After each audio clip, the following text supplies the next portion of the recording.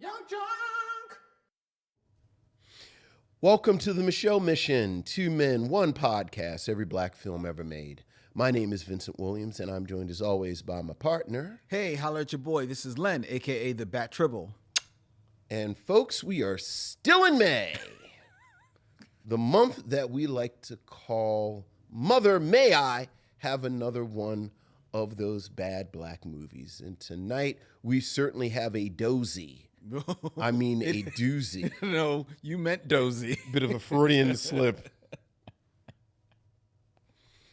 2007's The Cleaner, directed by, CODENAME The Cleaner, directed by return visitor to May, Les Mayfield, and starring Cedric the Entertainer, Lucy Liu, Nicole Sheridan, and a bevy of other folks. Nicolette Sheridan, to be precise. Sure. Give her props. Why not? The choice of Lynn Webb. But before we get into CODENAME The Cleaner, how you doing, Lynn? How are things? Things are doing well, Vincent. Oh, that's good to hear. Things are doing well. 3 blueberry pancakes later, I'm here on the show. Oh, you really living life on the edge watching this movie and then eating some pancakes. You got to stay with me on this one, Lynn. Don't be over there dozing off. I'm here. All right. I'm here. This is going to be this. I had me some grits and some sausages, some red beans and rice. Now, I did have grits this weekend. Oh, for God's sake. I did. Okay. I had, actually it was on Friday. I had grits, spinach, and some shrimp. Okay. With a little bit of some salt and pepper. It was delicious. I mean, you can't go wrong with shrimp and grits. Delicious. I got it from a coworker of mine, Alyssa. Okay. She actually gave this recipe on the most recent episode of Black History Year. Okay. Talking about black foods and black food traditions. Sure. So it's really dope. Very nice. But shout out to each and every one of you out there who are watching us as we stream live from Young Chunk, Philadelphia's premier video podcast palace. To all of you out there on the YouTube, out there in the chat, hello, missionary. Good evening, one and all. I was talking about having the blueberry Pancakes. Well, and I said pancakes, but it was blueberry waffles. Blueberry waffles. Yes. Intriguing. Yes. Well, I bought a new waffle maker, and I'm now trying to perfect, to get it to the waffle to exactly how I want it. Ooh, this is quite domestic. Well, I tend to be a little bit domestic when it comes to cooking. I like cooking. So you got a new waffle iron. I got a new waffle iron. Very nice. And I'm trying to figure it out, and I'm almost there. Sure. The blueberry waffles were pretty good. Okay. My partner enjoyed them. She asked for more. Ask for more. Always a sign that someone likes something. It sounded like she liked it. Unless they're into that kind of thing. Like some people have a whole month where they ask for more. And then come to find out something they don't actually like. So I'm assuming she didn't say, "Mother, may I have some more of those blueberry pancakes?" No, okay. She did not. All right. She did not. All right. She did not do that, Vincent. Yeah, so that was my weekend. Okay. How was your weekend? Weekend was fine. It's funny you said that. I'm realizing I don't even remember what I did this weekend. Which is nice. That means it's nice and quiet. It was nice and quiet, right? So I'm. Oh boy! Look, we're going to get to the show. Yes. All right, I'm going to get you there. But a question. Yes. A nice quiet weekend. Yes. Okay. What? You don't remember what happened this weekend, right? But ideally for you, what is a nice quiet weekend? Maybe go out, downtown for a little while. Downtown. Downtown Philadelphia. Like go downtown for like dinner or just shopping. Dinner, or just usually a lunch. During the day. Hang out a little bit, walk around. Love the city. Okay. Some reading. But not while you're out. Not while I'm out. So you will come home and then read. Maybe a little reading, a little bit of television.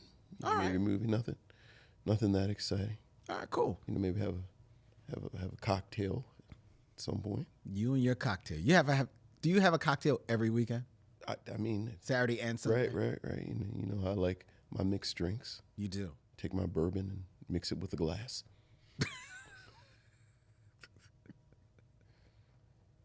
If I'm feeling wacky, maybe an ice cube. One. Yeah. Just one. Not all that. Okay. All right. Cool. So- My quiet weekend tends to be laying in the bed till about 11 a.m. Oh, I envy that. I get antsy. You know what? To be fair, that's only on Sundays. Yeah. Saturdays is usually up a Yeah, little bit okay. earlier, but Sundays I try to stay in that bed. Right. And then get up, then go out, maybe run around to a couple of stores. Same with you. Yeah. Come back, eat, watch a movie, sit on a couch, watch a movie or something like that. That is, I'm not a cocktail person because I don't drink anymore, but that, so I'll have some tea. Have some tea. But that's my quiet weekend. That is heaven. Sure.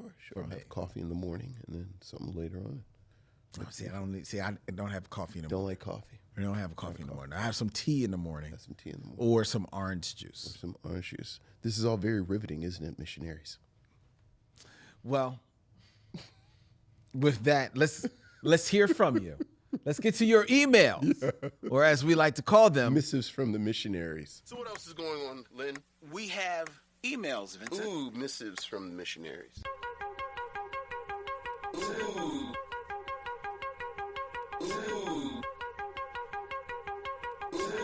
Missives from the missionaries.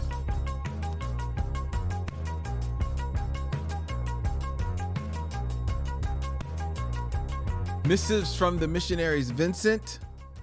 We have an update email Okay, all right. Update. What's getting updated? from white missionary Jason Flatt Okay, we have a report from the field. in regards to break fronts. Okay, because I'm not going to call anybody out, but Dylan has been useless. Dylan has not told us about the whites with break fronts or China or anything. He's just sat over there.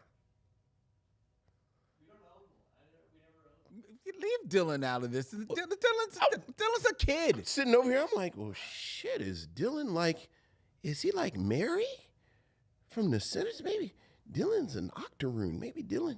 Dylan is Maybe not. Dylan.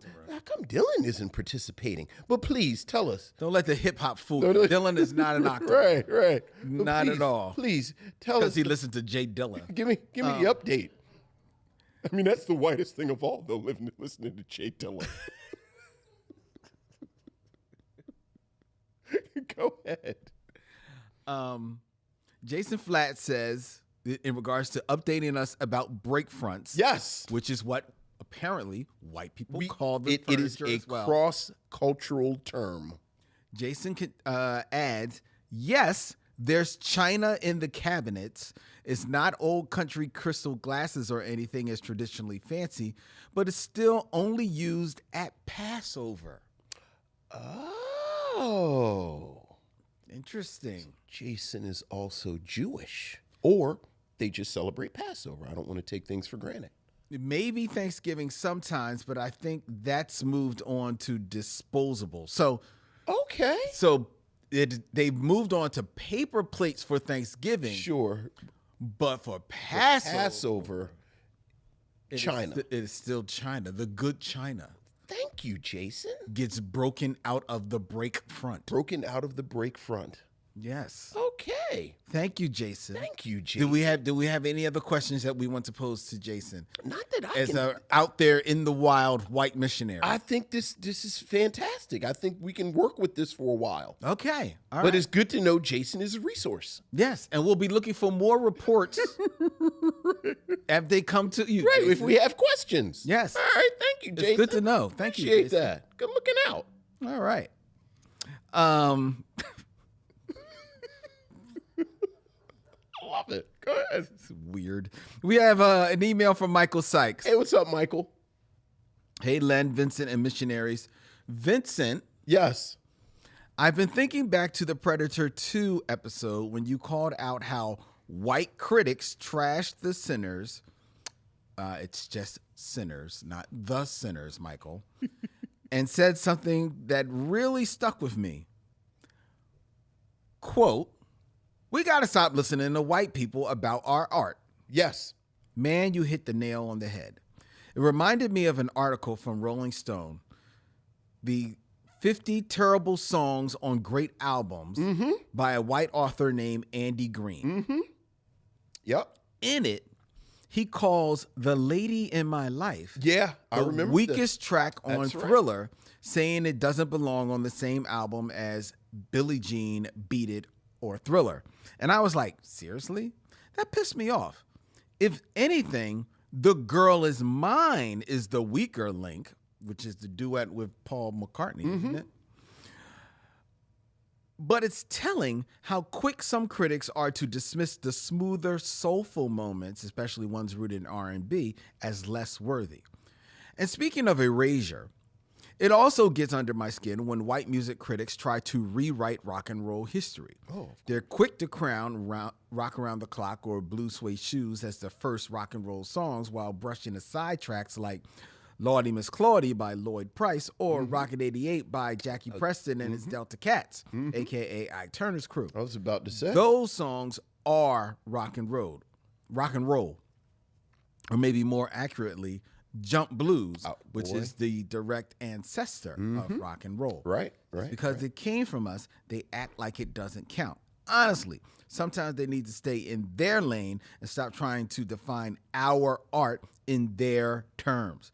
What do y'all think? Always love hearing your takes. Much love, your fan, Michael Sykes. Yeah. You know, rock and roll, that's an old conversation. And he brought up jump blues and you know, we can actually quote an esteemed white critic, the great Alan Freed, who said that rock and roll is just, this is almost a direct quote. He said that rock and roll is just a term that we are using now for jump blues. Yep.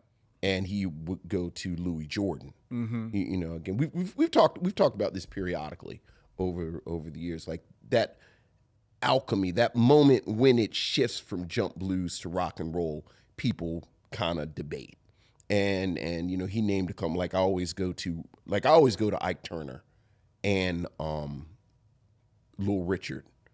Even before I get to Chuck Berry, but you know, even that. But I think he's right. But what I'm more interested in to spice things up, you know, my my burning hot take about Thriller, about the weakest song on Thriller. You know, my burning hot take. I think the weakest song on Thriller is "Beat It."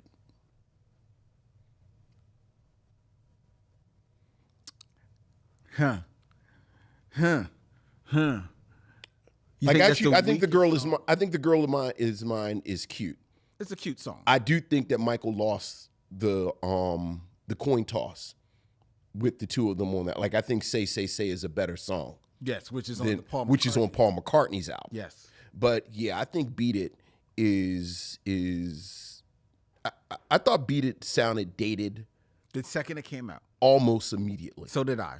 So did I. Yeah, I'll take "The Girl Is Mine" every day and twice on Sunday over "Beat It." So I agree with you.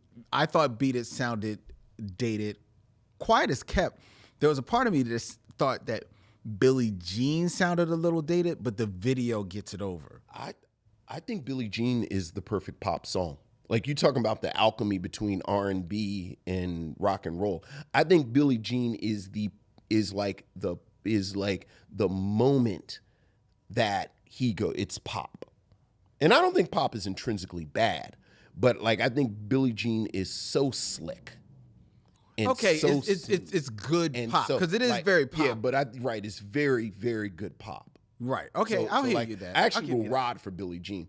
But as far as your video argument, that's my argument for Beat It.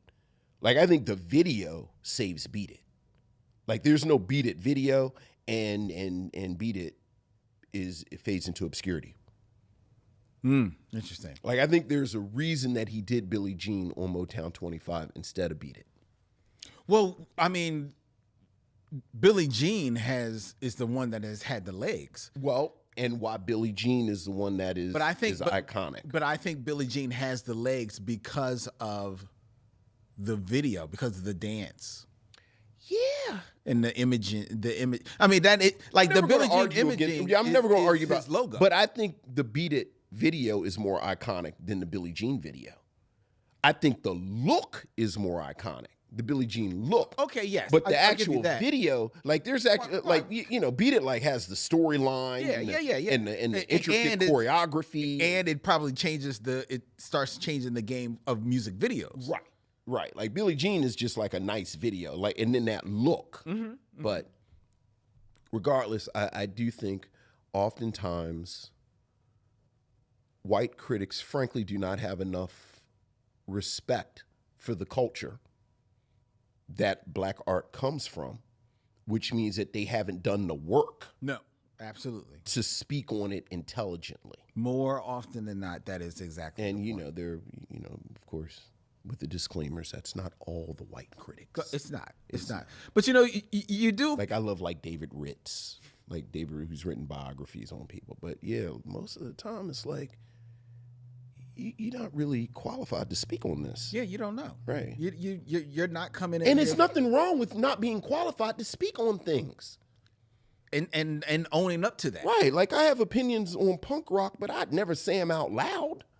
Because like I don't really know enough to really be speaking smart on enough it. to say your opinion, but Right. also note. Or like, like I was joking with you. This is my joke all the time. Like everybody, like you ain't Moses. Mm-hmm. Like I like the Ramones. I would never say the Ramones are the greatest punk rock group of all time. And like, hey, I don't know enough about punk to really be speaking on it like that. I like the Ramones. I do, but that's it. That's it. And I wish more critics would, and Rolling Stone has always been the biggest offender. Wow. Like Moses came down to the Rolling Stone office and said, well, these the 50 greatest guitarists right here. It's like,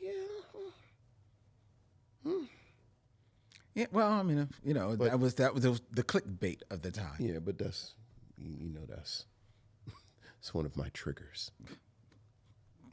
You've got a lot of triggers. I got a lot of them. Got a lot of them.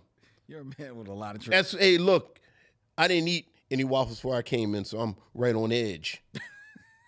A little hangry. So I see. All right. Let's see. We have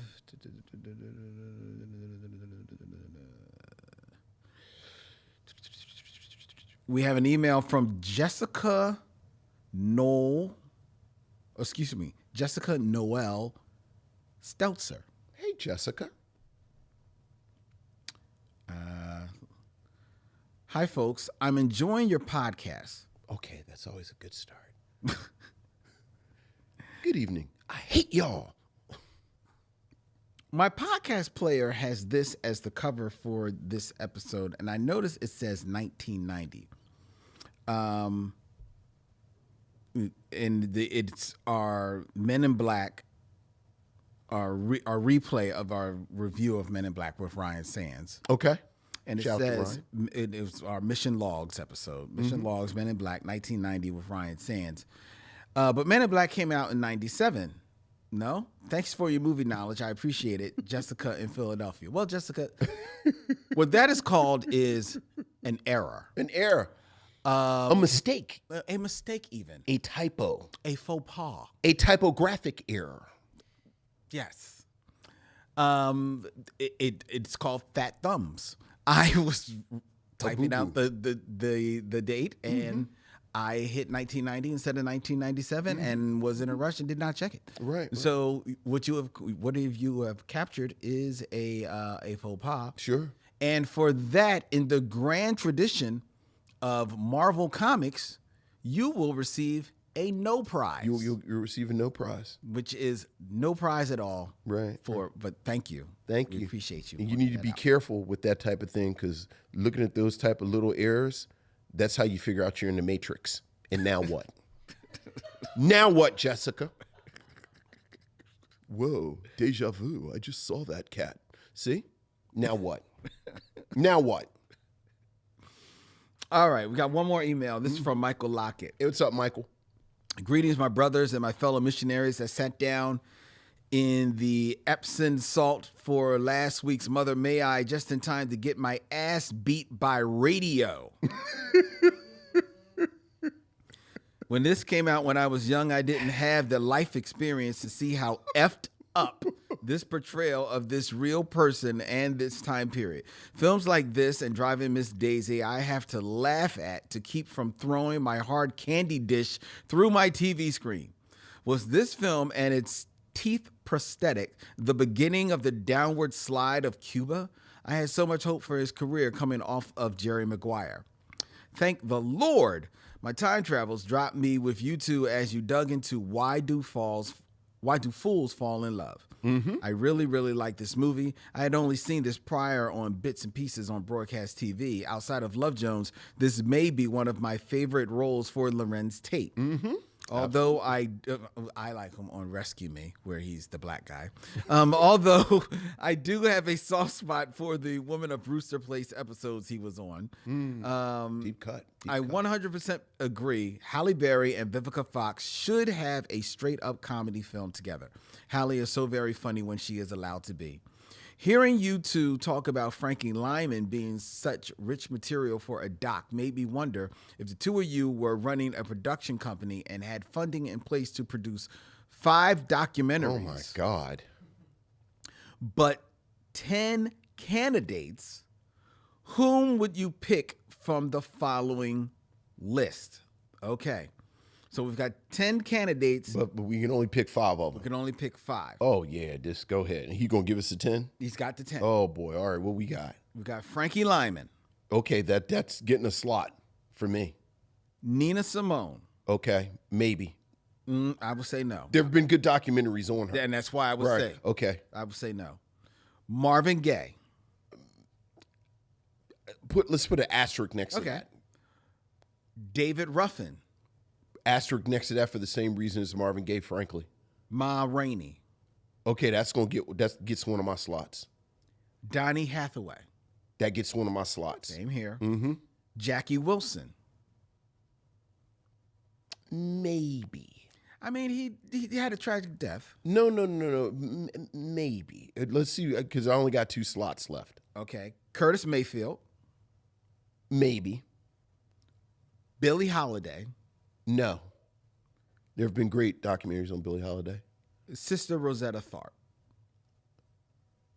Yes. I would say no. Why? The reason why I would say no, and this harkens back again to the podcast I do, Black History Year. We recently interviewed this blues historian, Chris Thomas King. And we were talking about the legacy of the blues. And we were running through a bunch of names to give to him. And one of them was Sister Rosetta Tharpe. And he said, she is a name that people have locked onto. Okay. But in real time, she actually wasn't much, like as significant as time has made her out to be. Okay. If she is what inspired you, God bless. But as far as the base material, it's not there. It's not. Oh, really that's there. interesting. Did he expand on that? He expanded on or like why people locked in on her? He said it was a matter of, and I don't want to misspeak, but he Sure, said that sure, there was a moment in time where people kind of like found her music, and it was like maybe on like in a movie or something like that, and so then the narrative, became that she was this much more acclaimed than she was, Interesting. or significant as she was. It's not for any true lack of talent, but she wasn't as significant as Do you speak on Big Mama Thornton? Big Mama Thornton, he said that's the one. That's the one. That's the one that Interesting. But she doesn't have the cachet. But Big Mama Thornton has the material. That's the material. Right. That's interesting because I would have thought it would have been the other way. Because in full disclosure, like the only reason I knew anything about Big Mama Thornton was because of Hound Dog, and then the Elvis thing. Yeah. But that's really interesting. Yeah, so I wouldn't say Sister Rosetta Tharpe. I would say Big Mama Thornton. The extra slot and the reason you know. So wait a minute, which ones did you already we say definite? We said Donny Hathaway. Donny Hathaway, Frankie Lyman. And you put a pin pretty much. I put a pin in the two Motown dudes, and you know why I always Marvin Gaye and David Ruffin. Right, and I always put a pin in the Motown dudes because I honestly think until Berry Gordy passes. And Smokey, until Berry Gordy and Smokey Robinson pass, we will not get a true Motown documentary. Okay. And in that case, I don't ever want to get a true Motown documentary. Wait a minute. In that case, you don't want to get a true because I don't want nothing to happen to Berry Gordy and Smokey Robinson. Okay, but my counter is that as time moves on, there's less and less people who know the stories. They may be two of the only ones, especially with Quincy gone. I think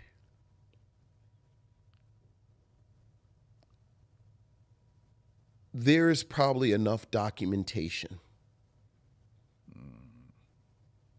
First of all,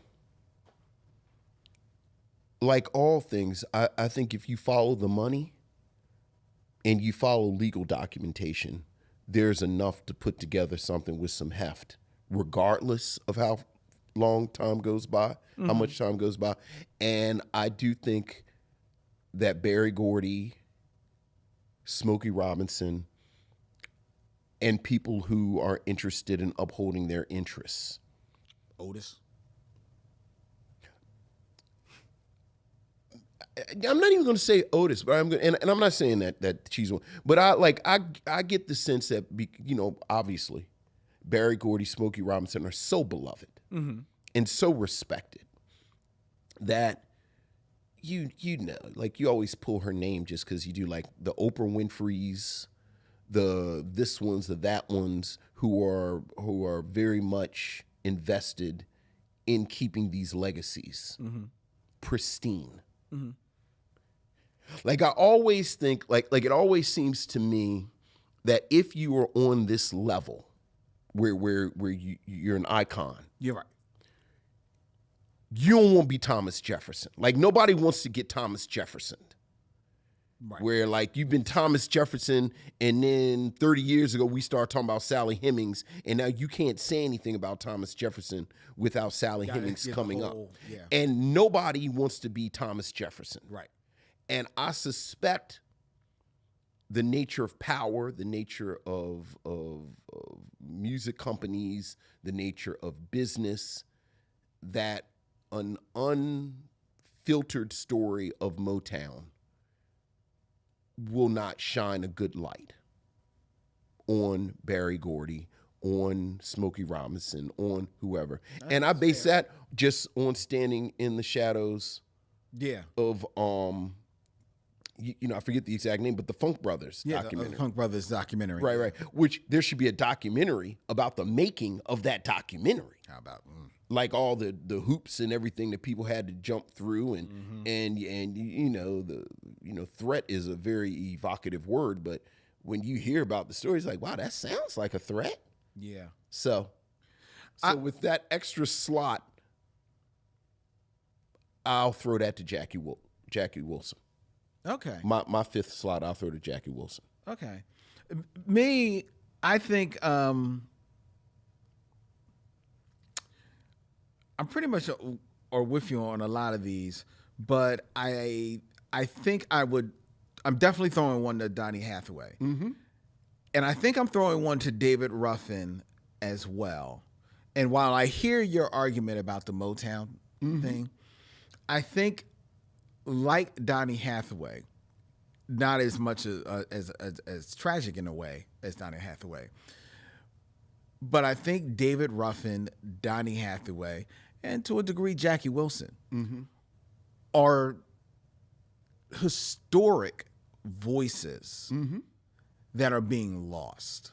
I think Donny Hathaway still has a place in like that Quiet Storm way, but as time moves on, I think people are forgetting him. I mean, the only thing I'd push back against that is for you to be lost. At some point, you were found, and for you to be forgotten, somebody had to know about you. Like, I think Donny Hathaway has always had cachet in certain circles, and certainly this Christmas. But I think there are a surprising amount of music fans that never, like Donny Hathaway, never. No, really he never was like was the a big star. superstar. No, he was Right. not. He was not. But Donny Hathaway was like the singer's singer. Like, like if you knew, you knew. Right. Like, I think David Ruffin and Jackie Wilson have always been bigger than Donny Hathaway. Well, yeah. Well, certainly. I mean, Jackie Wilson was a huge star. David Ruffin, by virtue of the Temptations, was one of the biggest stars out there. But even still, I think there are voices and stories that are being lost to time. Sure. So I wouldn't mind seeing documentaries on the three of those. And one other thing, and I don't know if this is necessarily worthy of a documentary, but just to give a true accounting of this person's immense talent and giving somebody their flowers while they're still here. I spent a surprising amount of time this weekend. Also, I was doing a lot of cleaning. Sure. On Saturday. So when I clean, I have music. I spent a lot of time listening to Lettucey. And let me tell you, and I know if you know, you know. Lettucey is incredible. She's absolutely incredible, and I have been a fan of hers for a while. But really sitting and just listening to her, like pretty much a lot, if not all, most of her catalog this Saturday. That woman is absolutely incredible, man. And there is not anything she can't sing. Up tempo, slow tempo, romantic, funky. And I love, my favorite type of singer is someone who when they're singing, it sounds to me as if they are authentically feeling the emotions that they're trying to evoke. And that is how I feel about Lettucey. And I absolutely loved it. I know she does big things. She does huge concerts all over the place. I would just love to a documentary on Lettucey, her life. I don't even know if it's exciting or boring or whatever. Sure. I would be right there. Maybe for it. even a concert documentary. There you go. There you go. There you go. That's incredible. I'd watch that. Yeah. So. All right. Well, thank you, Michael. That was Michael? That was Michael. Thank you, Michael. That was Michael. Thank you. And we invite you, if you have your thoughts and questions that you want to pose to us, please feel free. Shoot us an email at micheauxmission@gmail.com. That's MICHEAUX, MISSION@gmail.com. Now, we're going to move on to the Game of Kings. Game of Kings. We don't need a documentary because this is real life, baby. That's right. 6 Degrees of D'Urville Martin.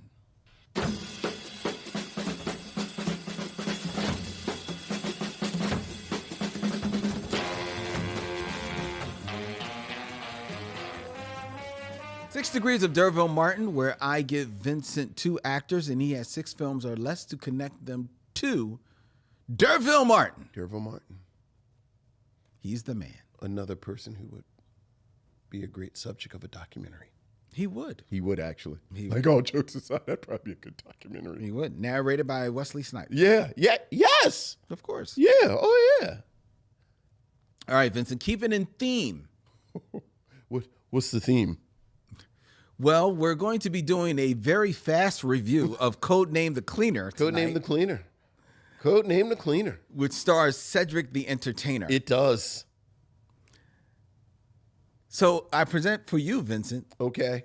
two other comedians Two other comedians. who have turned into actors. Comedians who have turned into actors. Yes. Okay. Fair enough. Starting with number one, Number one. in 6 films or less, connect Derville Martin to Two. Ken Jeong. Ken Jeong. Ken Jeong. Yeah. And was the funny thing is, was he? I think he was a physician who transitioned into an actor. Well, Like, was he ever actually a comedian? No, he was a stand-up He was a comedian. stand-up He comedian? moved into stand-up comedian, and then he moved into acting. Then he moved into acting. Okay, well, Ken Jeong. I know where I'm going. Wondering if I can get there without going the Marvel route.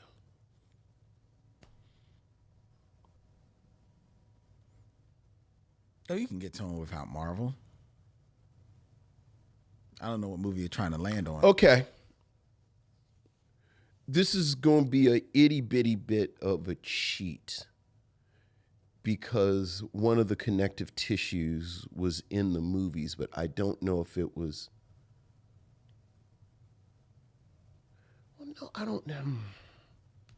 'Cause I don't know if Steven Seagal was in one of the IP men, When the Ip Men, no. the Ip Men. No. They wouldn't let him anywhere near the So Ip Men is Donnie Yen. Yen. And Donnie Yen, because we did this before, because that's not Donnie Yen in the Matrix Revolutions. Donnie Yen. Yes. No, it's not. What is Donnie Yen in American? One. Oh, he is in Rogue One, isn't he? Mm-hmm. Oh, then I'll go a different. Okay, well, then I'll do this. Since he's in Rogue One. And this is a little bit of a cheat. He's also in John Wick 4. He's also in John Wick. 4. Four. Okay, because Derville Martin is in. I'll use Rogue One. And it is a little bit of a cheat, but I think it's fair. Is in Derville Martin is in the final come down with Billy D. Williams. Billy D. Williams is, of course, in The Empire Strikes Back with James Earl Jones. James Earl Jones, technically, is in Rogue One with Donnie Yen. Donnie Yen, how many is that? So what am I? 3. 3. Okay, so Donnie Yen is in Ip Man, I believe it's 4. Okay, well, But he's you might in have all of them. No. But Mike Tyson's only in one of them. Oh, okay. So which one is Right. Mike Tyson? Is he in 3 or 4? Let's see. I'm trying to avoid just going Bradley Cooper as Rocket Raccoon, but if I have to, I can. Yeah, that's the thing. You didn't. I don't. And I figured that's where you're trying to go, but you don't have to go there. Yeah. Let's see. What films are Michael? I thought Mike Tyson was in Ip Man 3 or 4. Let's see. Let's get to him and his filmography, and he is in Ip Man 3. Okay. So he's in Ip Man 3 with Mike Tyson, who is, of course, in The Hangover with Ken Jeong. There you go. There you go. You got there. Mm-hmm. See, I knew you could do it. Yeah. Again, we've talked about, it's at the point now where everybody is 1 degree of separation from Avengers Endgame. Well, that's true. So Yeah, if we take Marvel off the right. different story. All right. So who's next? All right. Very good, Vincent. Now, All right. next, number 2. Number 2. In 6 films or less, connect D'Urville Martin to Aquafina. Aquafina. Speaking of somebody that you can get through the Marvel mush if you have to. But you don't have to. Oh, and I'm not going to. It's funny because you said Kim Jung, who I'm pretty sure is in this, but Aquafina definitely is, because I was so scandalized a few months ago, trying not to be racist and not trying to name all these Asians who may or may not have been in Crazy Rich Asians. But I know for a fact Aquafina was in Crazy Rich Asians because she was actually she was the real source of controversy, because that's when she stopped using her black scent a little bit. So she is in Crazy Rich Asians with your favorite and mine, Michelle Yeoh. And Michelle Yeoh is, of course, in Everything Everywhere All at Once with Jamie Lee Curtis. Yes. Who is in my favorite Eddie Murphy movie, Trading Places, with the aforementioned Eddie Murphy, who is, of course, in Boomerang with Leonard Jackson, who, as we all know, plays the patriarch in Five on the Black Hand Side with our beloved D'Urville Martin. Well done, Vincent. There you go.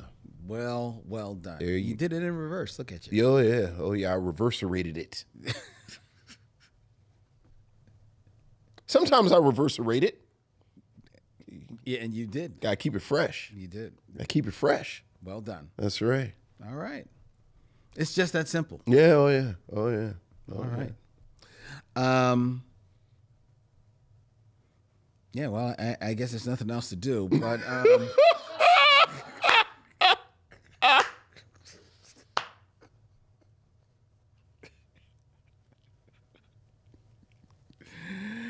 we can talk about Aquafina in my favorite role that she's in Swan Song. Remember, she's in Swan Song. Yes, she is. With Mahershala Ali. Yeah, and she's good. Oh, she's very good. Yeah, she's good in it. It's such a good movie. Yeah. It's a really good movie. That's just talk about a Black Mirror movie come to life. Yeah. That's it. That's good. Here you go. Here's something. I'm teaching an Afrofuturism class, and I used to teach Swan Song. Really? Yeah, but I was like, this is just dark and bleak. Yeah, man. And I traded it out with They Clone Tyrone, which I thought. But even that, I had a little sister. Actually, she didn't yell at me, but she was like, "Are we gonna have something that's Black joy?" Like, we were reading Octavia Butler and all this stuff, and she was like, "Can we have something?" Like, she actually made me feel bad. So I was showing Moon Girl and Devil Dinosaur all this week. Wow, that's where you had to go for the Black joy. It's not where I had to go, but it's like, did you watch the Moon Girl and Devil Dinosaur? Right, so you know, it's just fun, and it's bubble gummy, and yeah, no, it's we're great. in the midst of this hellscape. Like, I showed Black Museum, and the whole class was just like, come on, man. I mean, I would be too. What are you teaching? A horror class? I know. God, man. And Black joy is revolutionary. So we did some. So I was showing, but I thought I was doing something because I showed Swan Song a couple of years ago, and it was just terrible. And I was like, well, I can't show Swan Song anymore. I'll show They Clone Tyrone. But then even They Clone Tyrone is, I know. Goodness. But Aquafina is great in Swan Song. No, she is. And she's actually a very talented actress. I like her in Shang-Chi. I like her in Shang-Chi. Yeah. I liked her even though she's just having fun in Hotel Referee of Black Mirror, that episode. She sure is having fun in there. Yeah. So I like her. Yeah. She's the best part of that episode. No disrespect to Issa Rae. Yeah. Yeah. Well, the actress that plays the old-timey actress, she's good too. She's good. Yeah. She's good. I mean, I think she may be the best part. All right. To be fair. All right. And thank you. That was well played as a distraction. Distraction. But it is. Someone wrote in last week. No. We're gonna do it. I mean, since we got a second, might as well get this out. You haven't watched it, but I watched Forever. Oh yes. And it was. excellent. Okay, so what is I forget what It is the reimagining of the Judy Blume YA novel from the late 70s about this high school couple that falls in love, and it is their love story, but it is reimagined. It's almost an entirely black cast, all black leads. Lovie Simone, who we talked about, has been a favorite of ours, for years, and I've admired her work since Greenleaf, where like she was on Greenleaf, and I was always like, I think she's supposed to be on Queen Sugar, like, and I like Greenleaf was like pulpy, soapy fun, but it's like Lovie Simone was on. I was like, this little sister is acting. I think she's supposed to be on Queen Sugar. She on the wrong show. And then we've watched her, but she's very good. You know what? Because I'm talking about her, but the little brother who plays opposite her is just as good as she is very good, which means that you just. And the show's on Netflix. Right? It's on Netflix. All Michael Cooper Jr. plays so Lovie Simone plays Keisha, he plays Justin. They're the young couple that are in love, and they are excellent. Okay. Excellent. Karen Pittman plays Justin's mom. Our beloved Wood Harris plays his dad. Nice. Yosha, and if I mispronounce it, it's just because it's Xosha Rockmore plays Keisha's mother. Excellent all around. So there you go. All right. We do that too. We'll end on that. It's just 8 episodes. It's right? 8 episodes. Are they half an hour? An hour? They are an hour. Okay. It is one of the best depictions of young people that I've ever seen. Where it's they mean well, but they're frustrating. But they're wonderful. Like if you've ever had a teenager, if you've ever been around a teenager that you love, you know the feelings you have, and it is beautiful. All right, it's beautifully shot, beautifully. Mara Brocka-Keel, Chef's Kiss, was renewed for season 2. Nice, that's what we want to hear. There is a sliver of me, and we were talking about watching Fleabag and chewing gum, and these like very limited. Like there was a sliver of me that was like, I almost wish we just had these 8 episodes, because it's like these perfect little 8 episodes. But I trust Mara Brocka-Keel. I trust this team. I'm looking forward to season 2. Watch Forever, which we strongly recommend. I'm going to speak for Lynn because I know Lynn's taste. We strongly recommend Forever. And this is the end of our strong recommendations for the evening. Strong recommendation. Exactly. So 2 thumbs up and black power fist. Anything else you want to recommend? No, let's just get it over with. All right. Let's just take the pill. All right. It is now time for us to review Codename The Cleaner.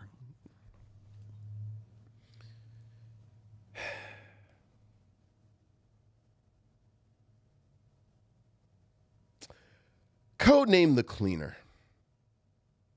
When Jake, played by Cedric the Entertainer, awakens one morning in a strange hotel room, he finds himself in a bit of a predicament. There's a corpse in his bed and a briefcase full of cash. Not only that, but he cannot remember who he is or how he got there. And from these circumstances arise the 2007 American comedy, directed by Les Mayfield and written by Robert Adatuyi and George Gallo. Starring Cedric the Entertainer, Lucy Liu, Nicolette Sheridan, with appearances by other actors such as D. Ray Davis and Niecy Nash. And Mark Damascus. And Mark Dacascos. Yes, Damascus. He's also in it. Are you sure it's an M? I think it's Dacascos. Oh, is it? I think it's Dacascos. That's an interesting. Oh, you're right. That's an interesting choice for you to stick. Like did his performance stand out for you, Lynn? He's the other guy I knew. Okay, well, this was a choice of Lynn Webb. Lynn, tell us about Mark Dacascos and Company. Well, Mark Dacascos and Company in Codename the Cleaner. Very good. Just to get this out of the way, Mark Dacascos, and I believe I'm pronouncing his name correctly. Sure. Is better known as from the Iron Chef, because he's that's who he is. Yes. Yes, he's from the Iron Chef. He introduces the Iron Chef. Well, that solved the little mystery. I was like, why do I love this guy so much? Well, here's the thing. He hosts the Iron Chef. Like, he's the one that introduces it, Right. Welcome to the kitchen stadium and all this other stuff. But he did have a bit of a run in the 90s. Okay. As like a B picture action. Right. Star, Yeah. Right. Starring in some films, and you can see it on display in Codename the Cleaner, because they make sure to give him a couple of fighting scenes. Yeah. Oh yeah. Because he is a very talented martial artist. Sure. Right. Who actually at one time had like I said, he had like a bit of a role, like straight to video things. And he was doing stuff. So, it was cool to see him, and he's the bad guy in this. And then he had a nice little run on the reboot of Hawaii Five-0, where he was like the main villain on that show, Wo Fat. Okay. Who would show up, like, I think he was on the show like the entire run of the series. Did you watch the reboot of Hawaii Five-0? No, but I have done my research. You did?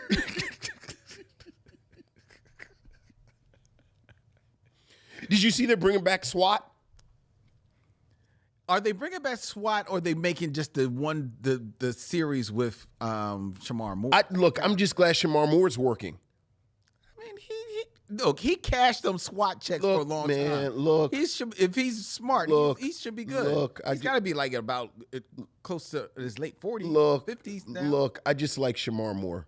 You do? I do. I don't necessarily like it. I like Shamar Moore. He seems like a nice guy. He seems like a nice guy. That's my point. Like, yeah, I don't wish ill of him. Right. Not only do I not wish ill, I wish good things for him. And that's actually perfect. Like, I'm never going to watch SWAT. Apparently, lots of people are watching it. Like, this is something that it's a good thing that doesn't need me to be involved. I know, because it was actually canceled once and then brought back. Right. Now it's been Like, I love that. Like, I don't have to do nothing, but I want good things for you. You think they're gonna bring back The Equalizer with Queen Latifah? I hope they bring back Latifah Lazar. I don't know. Doesn't look like it though. Yeah, I hope so too. I hope so too, because I actually like Queen Latifah. I love now. That's somebody I wish nothing but good things and blessings on. Right. Queen Latifah. I think we should probably talk about this movie though. I think we've we've avoided it. Come on, this is your joint. Come on. All right. So, Codename the Cleaner. Yeah.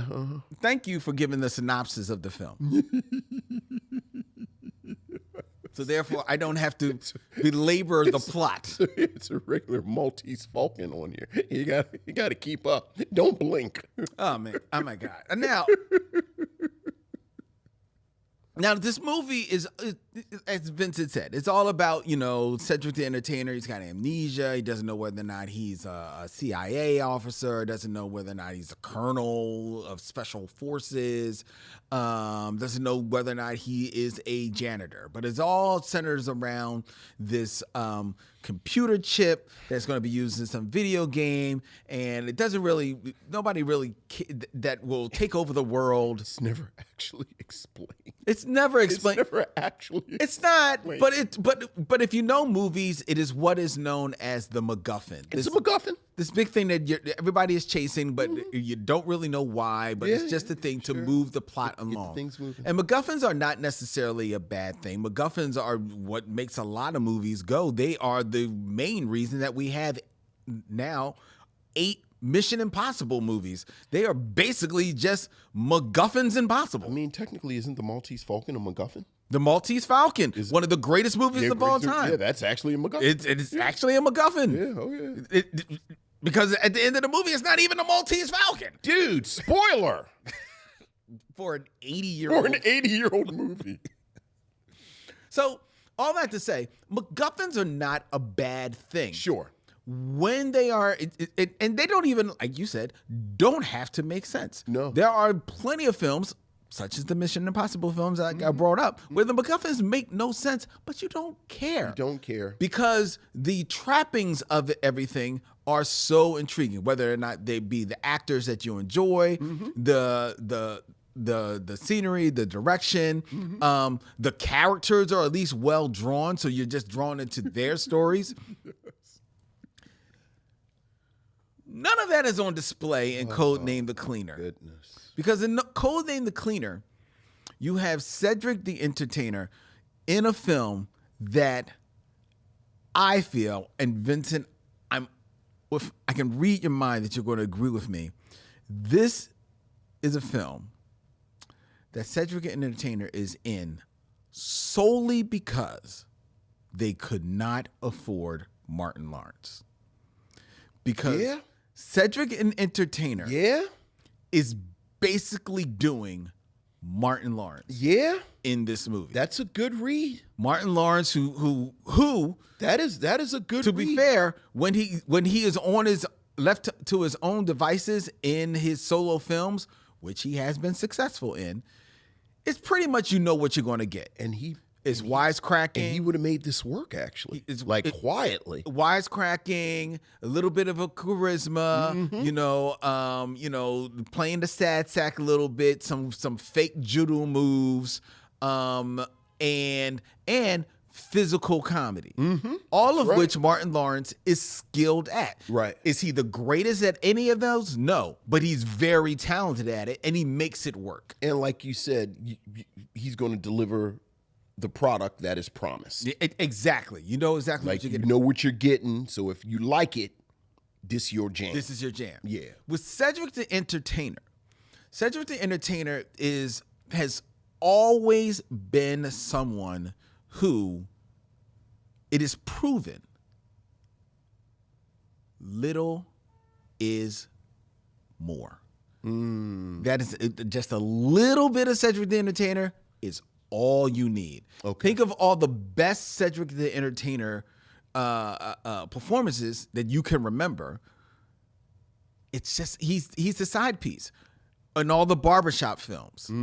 He I talked about that I watched Madagascar this weekend. He's a voice in Madagascar. He is, but like you said, he's in this ensemble. When he's in the ensemble, he shines. When he has to be the lead, when he's asked to wear everything on his shoulders, such in this film, such in another film that has found its way in May, the Johnson Family Vacation, such in another film that I think we may have reviewed. If we haven't, we will be reviewing it in a May coming sometime down the line, The Honeymooners. When he is asked to wear everything on his shoulders, it doesn't work. And the reason is Cedric the Entertainer, who is a likable guy.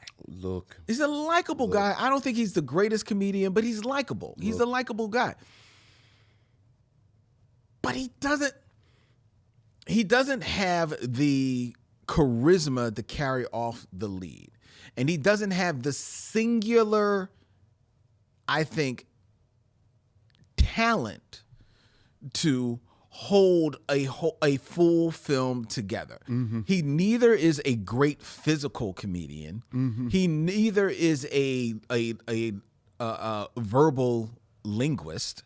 He doesn't have much edge to him at all. That's he's pretty much he is the blackest piece of white bread you are ever going to see as far as a comedian goes.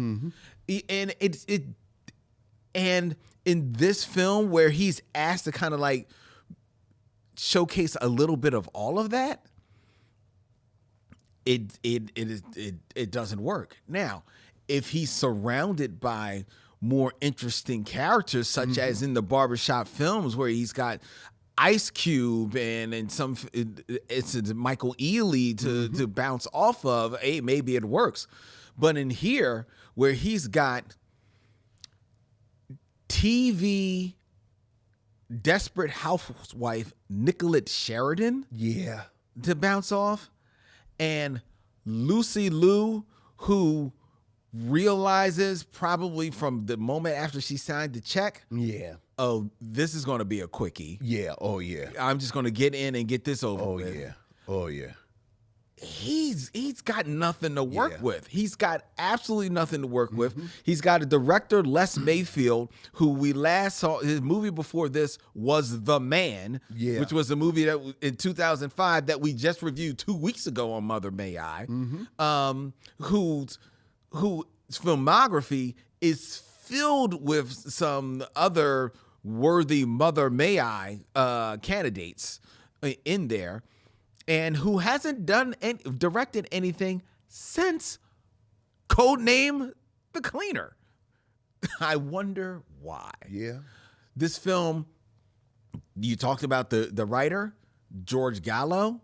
He wrote Midnight Run, one of the greatest comedies of the 80s. Yeah. Robert De Niro, Charles Grodin. But he is the second writer of note on Codename The Cleaner, which means that he either Punched it up. or they lent him his name Yeah. to get this movie made. Right. Right. Because It's not on the page. it's not on. There's nothing on the page Yeah. here at all. I mentioned Nicolette Sheridan as Desperate Housewives, which was a hit show in the early 2000s. Nicolette Sheridan really made her mark in the mid 90s, or I guess like actually the early 80s in the primetime soap operas, Knots Landing. That's that go back to the 80s, That right? goes back to the 80s. Yeah. So that's where she made her mark, and then kind of like came up through the 90s and actually stumbled into Desperate Housewives, and had like this second star on the rise. But Desperate Housewives starts in 2004. It runs through about 2010, 2012. This film is 2007. At this point, Nicolette Sheridan, she's taking another bite at, let me see if I can't make the move to the movies. And you know what? I ain't mad at you for trying to make that move. Hey, dude. But the unfortunate thing is nothing gained. where Nicolette Sheridan could get away with in the mid-90s running around in her bra and panties in Noises Off, which is a outstanding comedy starring Michael Caine and Carol Burnett and Christopher Reeve, where she's got a whole fantastic actors to bounce off against. In 2007, bouncing off Cedric the Entertainer and the host of Iron Chef.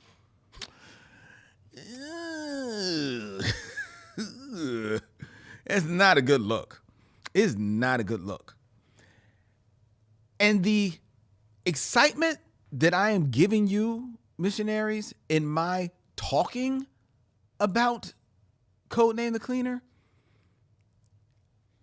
is all the excitement that there is to be squeezed out of this movie. It is neither funny, it is neither interesting, it is neither well made, it is neither well acted.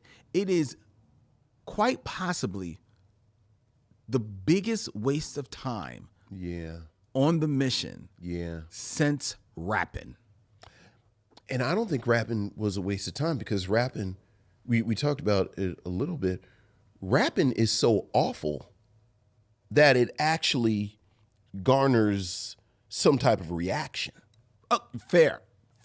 You know what? You said that. You said that. Yeah. Yep. This,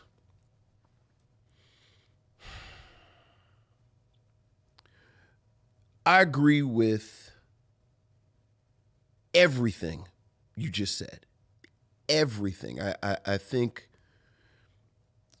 Cedric the Entertainer, for my money, has always been more likable and charming than he was funny. Mm-hmm. And when you think about the big breakout moment that many of us were introduced to him as one of the kings of comedy. The original kings of comedy. Yep. That's what made him stand out. Mm-hmm. Steve Harvey, D.L. Hughley, Bernie Mac, all had a real sharp edge. Like all three of them seemed like dudes that, like they had something going on in their heads and they had this edge about them. And it's a lot of comedians like that. Cedric the Entertainer seemed like a nice guy. And much like you said, when he is working against someone where you get those different textures, like I don't recall liking the Johnson Family Vacation that much, but I feel like the parts that popped at all were the moments where he and Steve Harvey were together. Because you got that contrast. And certainly the Steve Harvey show, I thought he worked as this foil for Steve Harvey's more gruff figure. I always thought that I would have always wanted to see him work with another king. Like I thought he and Bernie Mac may have done something interesting together because, again, you get those wonderful contrasts. But as you said, Cedric on his own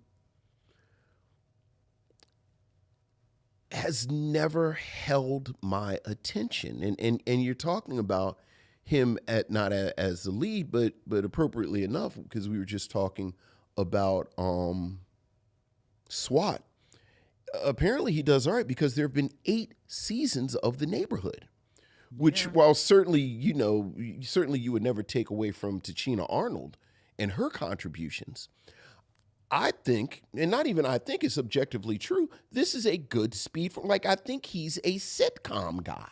Yeah. And not only a sitcom guy, but, all sort of stereotypical renderings aside, he's a CBS sitcom guy. Yes. Like he seems like somebody who is very comfortable in a comfortable setting. Like you look like, I've joked before, like I've seen maybe in my life 6 episodes of The Neighborhood, and 4 of them I watched in a hotel. We were somewhere and it was raining and they had a marathon, and I looked up and a marathon of The Neighborhood, and I had watched 4 episodes of The Neighborhood. I was like, how did I watch 4 episodes of The Neighborhood? But it was like a bowl of potato chips. I was like, how did I eat half the bowl of potato? Like, I don't even remember doing it. So just from there, this is not a good fit for him. This sort of on the surface, this high farce. It's amnesia. There's a lot of physicality. There's perhaps mistaken identity. And as you said, this is something that this arch high speed is something that Martin Lawrence kind of did all throughout the 90s. And certainly I don't know if this was meant to be a Martin Lawrence vehicle, but as we said, if this was going to work, I think Martin Lawrence could have been, because let's be clear, this is something that would have had to have worked laying on the shoulders of the performer. Yep. Because this script is, if I did not know that this was made in 2007, I would have thought this was a lazy AI-generated script. We use the provocative word like amnesia, and there are hints of perhaps there's a mistaken identity. Yeah. There's not one moment that the script delivers on the premise. By the time this film ends, there is absolutely no reason that this character had amnesia. Nope. It would not have changed the film at all if he didn't have amnesia. Nope. You think because a character has amnesia, I mean, just as a plot tool, as a narrative tool, the thing about the character with amnesia is you have this potential narrative space for a third act reveal, a third act reversal, something that that if you see it again, you realize it's sitting there in plain sight because this character has amnesia, and you trust movies enough that you think that by the time this film ends, this amnesia is going to be the plot component that's going to lead to you realizing that this character is actually fill in the blank. Mm-hmm. Nope. As you mentioned, Lucy Liu, who, you know, Lucy Liu isn't Angela Bassett, but Lucy Liu does solid work. She does. She has always. As a comedic action hero, this is a good speeder. It's funny, in the outtakes, at one point, Niecy Nash says, "Aren't you the girl from Charlie's Angels?" Yes. Which, as we've always talked about on here, Niecy Nash has committed the cardinal sin of referencing a film that is better than the film that you're in. Right. Like you saying, right, it is an outtake, but you know, it's an outtake because this was one of her moments where she's riffing. But do not remind me of Lucy Liu in Charlie's Angels in this. Wow. Because clearly this is a role that it seems like they maybe wanted that, again, this comedic action energy from Lucy Liu. But like you said, she just sort of wanders through the film. She said, "I'm here." I think Cedric the Entertainer is charming. I think there is a better script where perhaps there's some chemistry between Cedric the Entertainer's character and Lucy Liu's character, but this is not that script. This ain't it. Because I do think he's charming. Like, I think that's the Cedric the Entertainer thing. I think he's likable. Look, charming, likable. I don't think they're necessarily the same. You know, a dude like this, like, you're never surprised that this guy has female attention. Like, it's like, you know, that kind of teddy bear energy. Yeah. It's just not here. There's a moment where you reference him being in The Honeymooners. And I do think one of the Cedric the Entertainer things over the years is that he's been sort of the big guy light on his feet. And, you know, I remember his short-lived variety show, which was actually pretty good. Like, that was his thing. He would dance with the dancers. And you know, speaking of The Honeymooners, on a scale of 1 to Jackie Gleason, you know, it's a 5. 5, maybe, you know, at his best a 6. And they have a moment in this film where he's supposed to dance and, you know, again, this mistaken identity. And it is, the sequence is directed so badly. Yeah, it is. You can't follow the action. You can't. And I was just thinking, okay, you have Cedric the Entertainer in this dance number. Apparently, this is going to be the showcase. Did no one care enough to block this and run it through and you know? No, they just said Cedric. Like I didn't expect Paula Abdul to do the choreography, but I expected more than this. They just said, "Cedric, go up there and be funny. And be funny. Be physical, be big, be physical, be funny." But he doesn't know. He doesn't have it in his bones like that. He doesn't have it in his bones. And as you said, as far as a waste of time, and that's a very strong critique. But I think it's an accurate one. Like it really was when this hour and a half was over. Again, just sort of telling y'all how the sausage is made. I said maybe we need to pre-watch some of these films in May because like we're going to say, let's watch a bad film. Like it should be bad enough to generate some emotion so that we can get in here and joke and say, oh, this is horrible. But this is just, it was just sort of there. I know. It was just sort of there. Which, to be fair, is what I expected. I didn't expect it to be this, like, just, I didn't, it's one thing to not laugh. Okay, I'm not finding it funny. Right, not finding it funny. But like you said, there's nothing. I am not moved by anything. If anything, I am distracted by, like, Lucy Liu, I know you're probably, like you said, solid career. Yeah. Oh, yeah. Why are you here? I understand Nicholas Sheridan being here. I get what she's doing. And Nicholas Sheridan, nobody's ever going to confuse her with Meryl Streep. Sure. So she's doing whatever, right? I understand what she's doing. Mark Dacascos, I understand what he's doing. Sure. Right? He's a break from the Iron Chef. That only films that for 2 weeks of the year, and then he can do whatever the hell he wants. Yeah. Right? So he's having fun. Mm-hmm. Lucy Liu, she casts a check. Hey, this pays the mortgage for the month, for the year. Sure. Okay. But nothing is coming together here at all. It is just so very boring. And which is why I then am focusing on Cedric the Entertainer doing a poor man's Martin Lawrence on pretty much everything that he does. And I'm feeling for him, especially in this moment, coming out of the interview that broke the internet, Cat Williams on Club Shay Shay, where, among other things, he references Cedric the Entertainer stealing jokes from him. Right. And I couldn't help but be reminded of that watching Cedric the Entertainer basically doing Martin Lawrence shtick in this film. It's just a bad fit.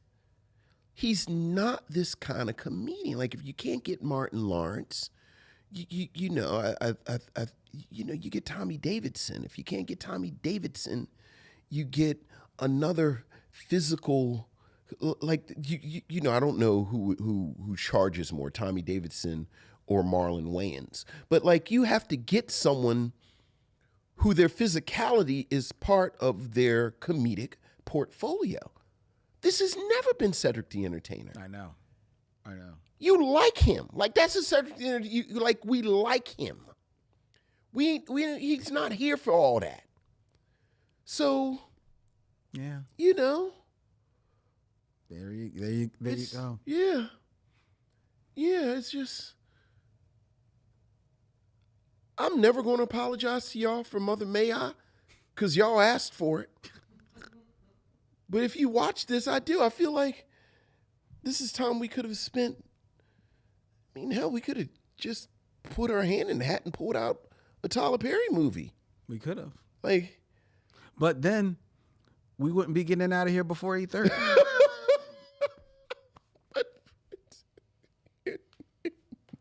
So the goal isn't to get out early. We're having, but it is.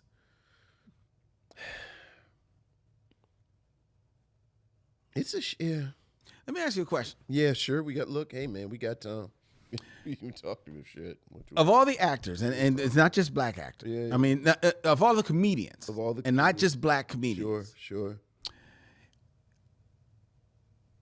Can you name 3 comedians who you think have made the successful move into acting? And I mean like almost to the point where they're more considered an actor now as opposed to a comedian.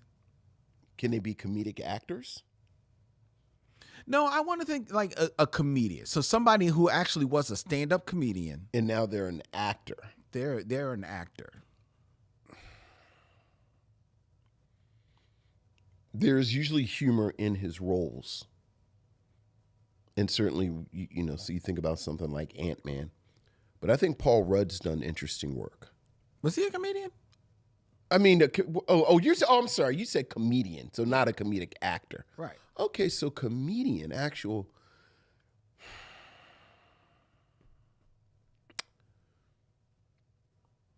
I'll tell you the one that I'm thinking of. Who are you thinking of? My number one, who I am very surprised, but I think has developed into an excellent actor. I'll say Mike Epps before you say something. Like, I like Mike Epps as an actor. I mean, obviously he's. Yeah, we've actually said we think we prefer him. Yeah, as a I actor. actually like him. And that's not even who I was going to say, but that's a good one. Who? That's a very good one. I was going to say Ray Romano. Yeah. Ray Romano it's like I find more like when I watch him act, he digs into a scene. I love He's Ray totally Romano. believable. I almost like I'm happy he made so much Everybody Loves Raymond money, but I almost wish he hadn't made as much money so that he'd work more.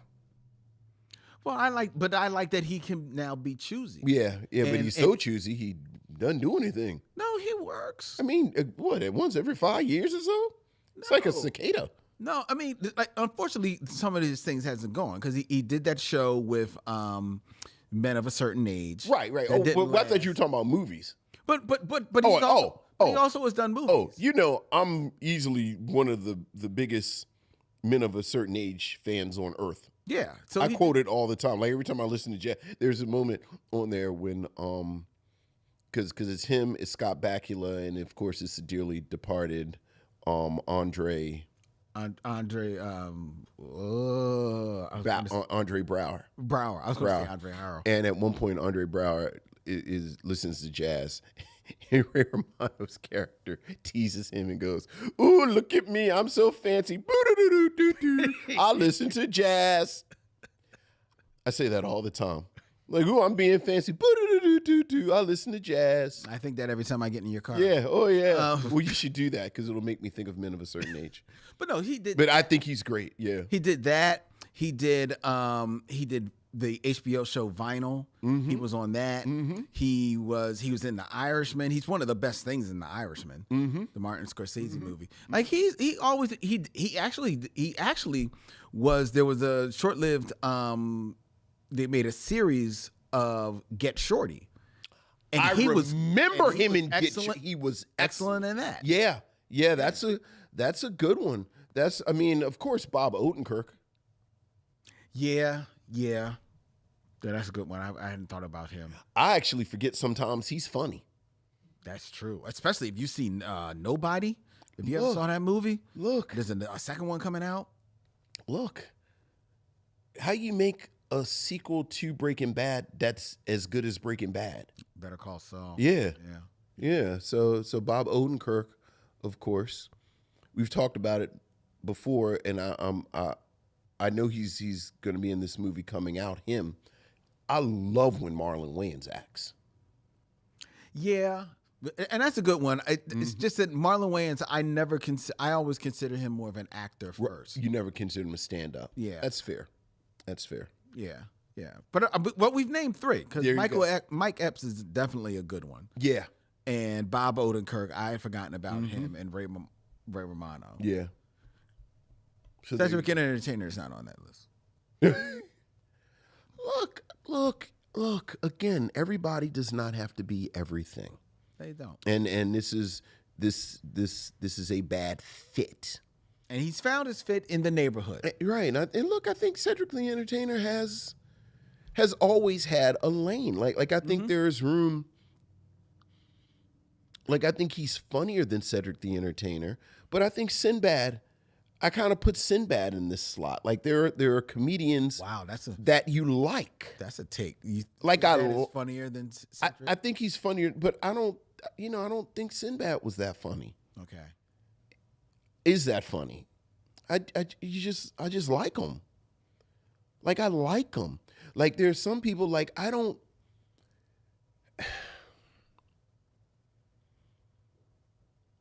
Like I don't think I like Dave Chappelle. Like I don't think I would like to go anywhere with him. Like I wouldn't want to hang out with him. Like the man. Like, oh, Dave is gonna be here. It's like maybe I'll skip it. But he's so talented. Like, I don't have to like him. There are some people you just kind of like. It's like, Cedric's fine. Like, I always think about Cedric's part in The Kings of Comedy, where it's like, it's kind of like, it's like, it's what you got to deal with to get to. No, not what I have to deal with. Yeah. It's pleasant. It's okay. It's pleasant. I like him. I like this guy. All right. I like him. All right, you got a whole bit about parking a spaceship. Sure, why not? He stole that part. Oh, that's the joke he stole from Cam. Huh? Okay, look. Yes, he did. I mean, The different. You're talking about the. I know. You're quoting the one part that he stole. Right. You know, the difference between I wish and I hope. Like, it was like, all right, fine. All right. You know, grown men shouldn't have nicknames. Like, they're pleasant enough. It's like, What do you mean? Grown men shouldn't have that, nicknames? remember, that was one of his jokes. Like, you shouldn't, like, I'm not going. I don't. You remember a Cedric the Entertainer joke? I think the original Kings of Comedy is a great comedy film that I've watched many times. So I know the dynamic of the different comedians. I fast forward to Bernie, And again, well, Bernie's the closer. and that's where Bernie's I the go. closer. exactly where I go. To be clear, I think I would go out for a drink with Bernie Mac, but I also know, like, Bernie Mac is somebody I'm gonna have a drink with, and just sort of like he seemed like somebody that thinks could go left. Really? Yeah, like you might say something and he takes it the wrong way, or you have a slip of the tongue, or like you know, somebody like you know, like it's something. Okay. I don't see him that way. Right, like you can tell some people I drop my guard with completely, some people I don't. Like it's some people. Now D.L. Hughley, I see that way. D.L. Hughley, same way. I see D.L. Hughley. D.L. Hughley, same way. Like this a dude, kind of an interesting dude. Seemed like this is gonna be an interesting time, but you know, you have a drink, nurse it, and sort of sit there with him, and y'all, you know, you have your little stuff cut out at an appropriate time. Okay. All right. Cedric, hey, you know, go get the Scrabble board. Like you can play Scrabble with Cedric the Entertainer. I like Scrabble. I think Cedric the Entertainer would be a wonderful person to spend 2 hours playing Scrabble with. I can do that. See, that's his lane, and it's nothing wrong with that. But as we have discovered, I'm the old woman of the show. Look, man, look. All right, let's get this over with. All right, here we go. So, I guess the question, of course, hell, I can't even ask you, would you recommend it? Because I know you don't even remember it. Would you recommend Codename the Cleaner? No. Would you recommend it? I mean, no, I wouldn't. Like, even what you just said, where you said no, you had all that energy. How you had all that energy for that no? I've been saving it. Like, no, I wouldn't. It's like, you remember, like when you got sick, did your mother, like if your stomach was hurting, did your mother give you like saltines? Like saltine crackers? No. You don't remember saltine? She didn't give me saltines. Do you remember, how often have you had saltine crackers? I don't like saltine crackers. Really? You don't like them? Like you dislike saltine crackers? Yes. Really? Yes. I don't really eat crackers anymore, but when I did, it were Ritz. Well, of course you like Ritz, but you dislike saltines? I dislike saltine crackers, yes. Yeah, I was gonna say Cedric was. This movie's like saltines. Like I don't dislike them. It's like they're just sort of there. That's saltines. I don't like saltines. They Like you dislike them? Yeah. No, I don't like them. I don't even like the. I don't like you bringing them up. Now I'm tasting them in my mouth. Yeah. Yeah. To be clear, I'm not gonna fight you over that because I have no opinion of saltine crackers. They just sort of like.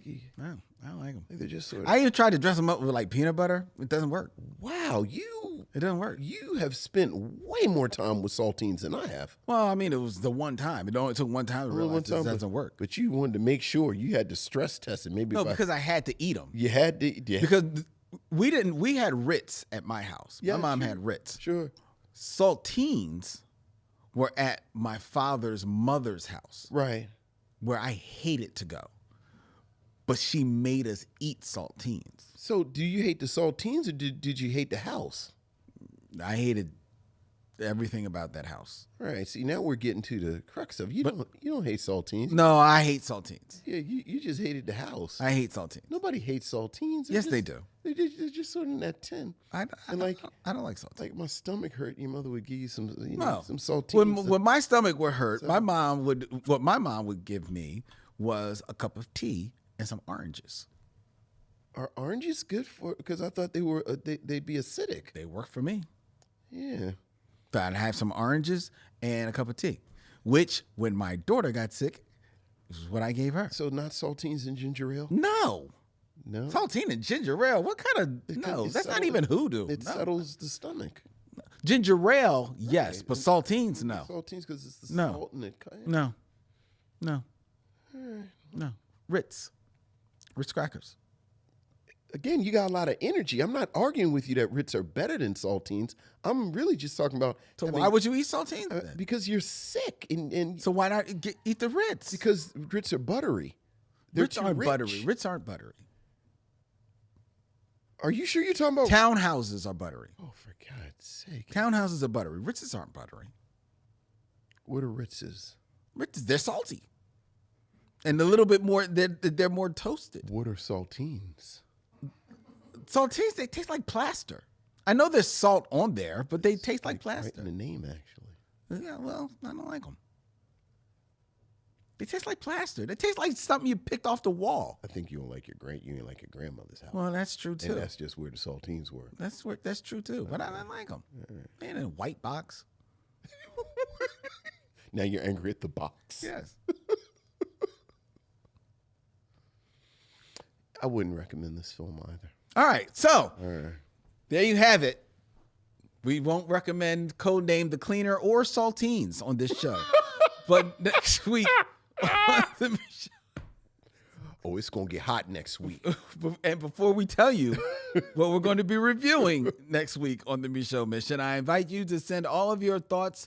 Email them to micheauxmission@gmail.com. You can find the Micheaux Mission on the social media of your choice, whether it be Instagram, Facebook, or even on TikTok at Micheaux Mission. The Micheaux Mission is available as a podcast from the podcast catcher of your choice, Apple, Spotify, doesn't matter. And we're always, as you know, available on YouTube at Micheaux Mission, where you can hit the bell, subscribe, and be notified of when we go live every Tuesday night, 7 p.m. from Young Junk, Philadelphia's premier video podcast palace. Hey, they've got all these other studios that you can't see behind the cameras right now here at Young Junk. If you want to book you and your podcast here, then email our good friend Dylan at youngjunk.com. That's DYLAN at youngjunk.com. The Micheaux Mission is also a proud member of The Podglomerate, thepodglomerate.com. They make podcasts work, such as ours, which will be returning next week for the final week of Mother, May I Have Another One of Those Bad Black Movies. And it'll be Vincent's selection. Oh, yeah. And he's continuing his theme of films that went for it in that award grab. And this one is a doozy. Oh, yeah. Starring Viola Davis. Yes, it does. And Octavia Spencer. Yes, it does. The Help. The Help. Next week, here on the Micheaux Mission. Until then, he's Vincent, I'm Len, and in parting, we say, We'll see you when it's time to meet again. Young John!